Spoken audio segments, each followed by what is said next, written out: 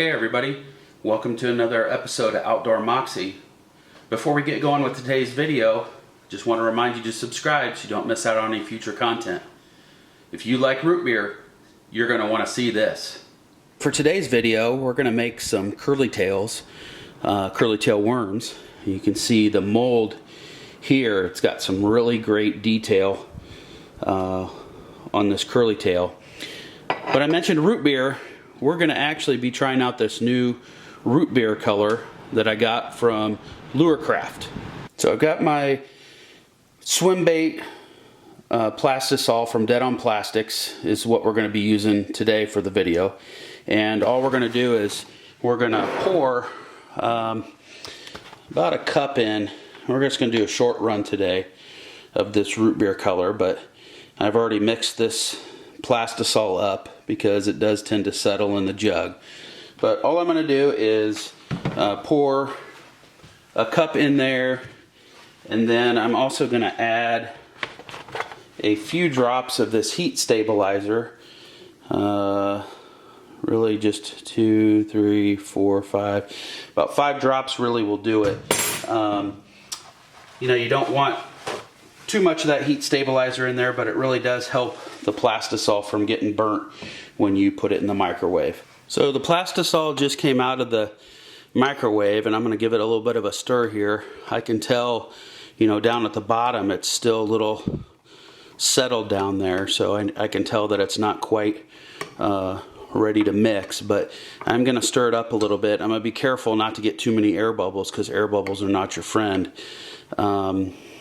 But I also know that with my microwave, I can stick it in for the microwave for 2 minutes, and then the second go around I do about 45 seconds. So we're going to stick it in for another 45 seconds and we'll be ready to go. Alright, we should be good to go here. So what I'm going to do is I'm going to check the temperature. I've got this little temperature thermometer. I actually like this one because I get a reading more into the bottom of the jar, and so some people like to take readings just using the kind of the radar reading, but that only gets the surface of the plastisol, and so I really like to get this reading because this is going to give me more of a reading towards the bottom and the middle of it. So it looks like I'm going to have to go a little bit further because I need to get to 350 degrees. I'm going to stir this around a little bit and see if that changes anything. Yeah, we're still in the 300s, so let me stick this in for a little bit longer. Alright, let's see where this one's at. This should be reading a lot higher. Yeah, I'm getting close to, there we go, 356. That's great. It's exactly where I want it. And so what I'm going to do now is I'm going to go ahead and I'm going to put the coloring in. What I was always told is a good starting point when you're making these recipes is to put about 40 drops in. That's a good starting point. So 3, 4, 5, 6, 7, 8, 9, 10, 11, 12, 13, 14.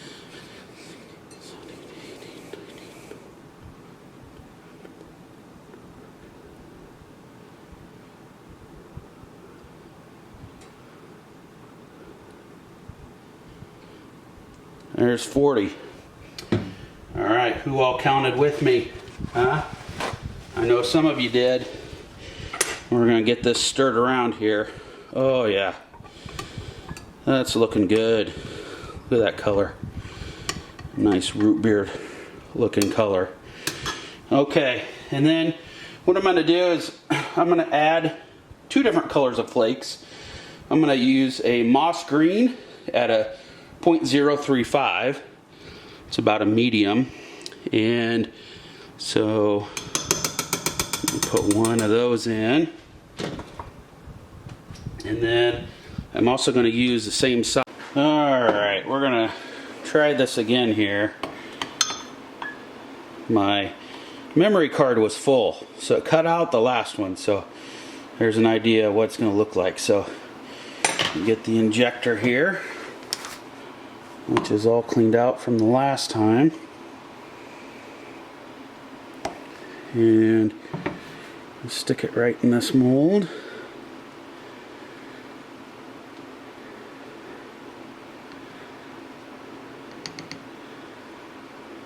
top it off there.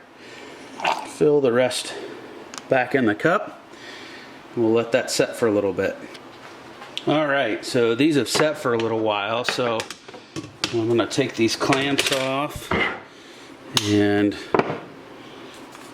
get that over there, and we'll open this up and see how they turned out. Oh yeah, look at these, just gorgeous, like root beer. This is what the color is. That green flake really pops, and so does that black in there, but oh my, those look really nice. Take these off the sprue here. And what I'd like to do is I like to throw them in that bucket of cold water to let them kind of cure. So, you know, I think it kind of helps them a little bit rather than just leaving them in the mold. But I also, while the camera went off, I ended up pouring a grub. I'm not sure if I had enough in this or not. I was trying to use what was left over. Let's see.